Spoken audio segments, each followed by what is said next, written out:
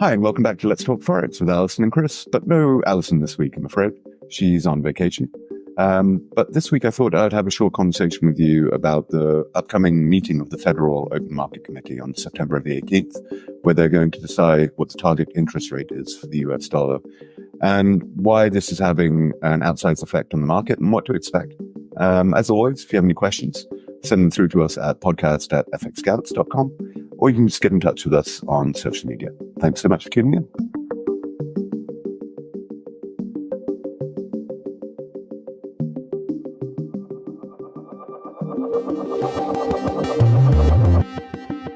Hi, and welcome back to Let's Talk Forex. As I said, Alison's away this week. She's on vacation, but normal service will be resumed next week with Alison will be back in place.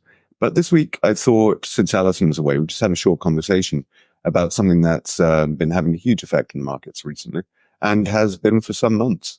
And that's the September the 18th meeting of the Federal Open Market Committee of the Federal Reserve. And this is the meeting on the 18th of September where they're going to decide what the target interest rate will be for the US dollar going forward. And this is incredibly important because for the markets, because when you have high interest rates, then currency looks more favorable for investors. So generally, when you have higher interest rates, then you'll see the price of that currency go up vis-a-vis other currencies. And the high interest rates of the US dollar has, for the last 2 years, has led to an incredibly strong dollar in a lot of ways across against all other major pairs. The reason why interest rates have been kept so high is in an effort to combat inflation in the United States. And what the Federal Reserve has been trying to do is they've been trying to bring down inflation by tightening the supply of money, tightening the supply of debt, by raising interest rates, making it more expensive to borrow, without causing a recession. And this is very difficult. It's called a soft landing. It's happened a few times in the past. And sometimes the Federal Reserve has failed also in the past, and they've actually ended up causing a recession. And it's a bit of a balancing act of when to start lowering interest rates and how fast they can lower them. Now, the United States, this time around, in the fight against inflation, has had an incredibly resilient economy. It surprised most market watchers that here we are, 2 years well into this interest rate cycle, and interest rates are still very high in the United States, but the United States economy has still been powering through.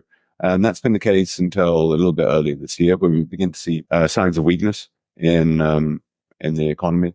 And when we say weakness, what we mean is weaker jobs data. We mean manufacturing output slowing or service output slowing, consumer spending slowing. And up until recently, we hadn't seen any sign of that. The United States economy has been powering straight through these incredibly high interest rates for incredibly high borrowing costs. But now we've seen inflation starting to fall. And this is not just true in the United States, it's true across the world. The European Central Bank has already started lowering interest rates as a result. But then the European Central Bank is also dealing with a very different situation. The EU economy has not been quite as resilient. We've seen across the European bloc, we've seen a lot of countries suffering economic malaise as a result of high interest rates.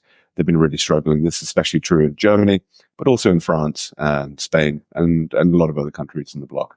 So they've got a little bit more leeway to lower interest rates. Inflation there has come down faster than it has in the United States as well. But the United States, as I said, the economy has remained very resilient. And that's all until about a couple of months ago. We started getting weaker jobs data started coming through. And then very recently, we started seeing weaker manufacturing data as well. So what this means is that companies are reining in spending in the United States. And this ties into the fact that inflation is slowing as well. So people are hiring less, they're paying less out in wages, consumers are spending less, and manufacturers are producing less, and they're selling less. So the whole economy is beginning to cool off a little bit. Now, the trick is for the Federal Reserve is to cool off this economy without dumping the United States into recession, which is a very tricky thing to do. And hence why the September rate cut is so important, not just for Forex traders. Obviously, it's something that we're going to be watching very carefully, but also for the wider economy and for the wider economic health of the world as well. The United States dollar plays, as you know, an outsized role in economic affairs all over the world. It's part of every major pair, and it's for a good reason. It's the world's currency. So when we start having changes in interest rates in the world's currency, that's going to have a knock-on effect globally. So why is this one particularly interesting? And what is it about now that makes me want to talk about it? Well, we just had, I'm recording this in the second week of September. We just had the NFP, the non-farm payrolls, which is the main jobs data release that comes out of the United States. And last month's data NFP came in well under expectations, and it caused a little bit of a market panic. You may remember it triggered a slide in stocks globally, worldwide, and it looked like we may have been heading for a big crash. But luckily, cooler minds took over, and we avoided a serious crash. There was a dip in the markets, and we've now recovered. Markets are very fragile at the moment. They are very worried about the idea of a US recession. So when last month's NFP came in well below expectations, basically the United States had created a lot fewer jobs than people were hoping. It did trigger a bit of a panic and a bit of a meltdown. So this recent NFP in the first week of September, was watched very carefully. And especially it's the last NFP we have before this 18th September meeting. So it's the last real big data release to do with jobs that the Federal Reserve has before they make their decision. Now, the NFP came in under expectations again. It was expected 160. I think it came in at 142. And as we saw almost immediately, we saw the Euro USD skyrocket through the roof. We saw immediate weakness in the US dollar as everybody started expecting that maybe this rate cut on the 18th of September won't just be 25 basis points. It might be 50 basis points. Now, a 50 basis point cut is very unusual. That's 0.5%. And it's only really used when you're trying to avoid a market panic, or that you think an economy is heading for a recession. Now, for the last month or so, it's been about a 50-50 chance between having a 50 basis point cut or a 25 basis point cut on the 18th of September. So when these NFP figures came through weak again a few days ago, then the immediate reaction from markets was like, oh, we're probably going to have a 50 basis point cut. But then something strange happened. And we can actually see on the Euro USD chart, the Euro USD went through the roof briefly, but then it started falling again. And it's still falling on Monday morning. It's come down quite a ways. Why did this happen? For two reasons. The first is that when we started looking at the jobs data a little bit closer, we saw that, yes, while the United States may have created less jobs, there was actually wasn't much rise in unemployment. So the labor market, while it's not creating as many jobs as expected, there's also people are not losing as many jobs as investors feared they might. There was also manufacturing data and services data is holding up. Yes, there is a weakness, but it's not showing signs of severe weakness. Nothing that would cause the Federal Reserve to panic. Finally, one of the governors of the Federal Reserve, Christopher Waller, is quite outspoken. He came out on Friday afternoon after the NFP had been released, and he said, basically to paraphrase, while it's very clear that the United States Federal Reserve does need to start lowering interest rates, he kind of poo-pooed the idea of a 50 basis point cut. He said that, we don't need to push this hard. Something more measured is probably a better response. So all of these combined then triggered the market to start going, oh, we're probably not going to have a 50 basis point cut. And now, if we look at the latest probabilities of a 50 basis point cut versus a 25 basis point cut, we're only looking at about a 20 or 25% chance of a 50 basis point cut, which is a big step back from the 50-50 we've been looking at the last few months. So what does this mean going forward? It means that we're probably looking at a 25 basis point cut now. It's fairly nailed on, and that'll be on the 18th of September, unless obviously this is something insane happens, something that shows that there is a real underlying weakness or there is some kind of market crash. But we're probably looking at a 25 basis point cut.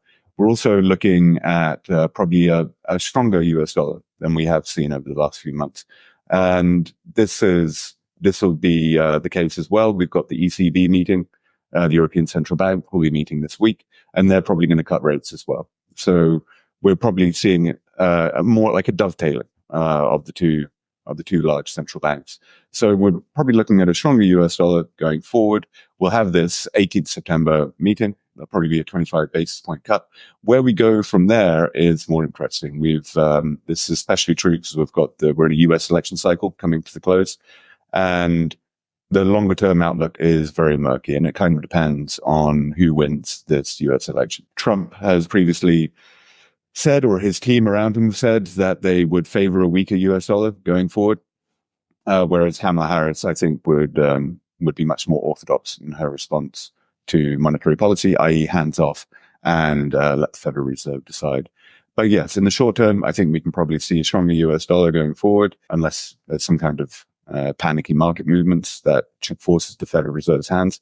In the longer term, if you put a gun to my head, I would also say stronger US dollar. The US economy has shown real resilience, real strength. It looks like the Federal Reserve is going to bring it in for a soft landing.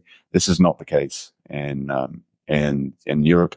And it's also not the case in a lot of places around the world. So I think we're going to see probably a strengthening in the DXY, a strengthening, weakening in the Euro USD, and general dollar strength overall.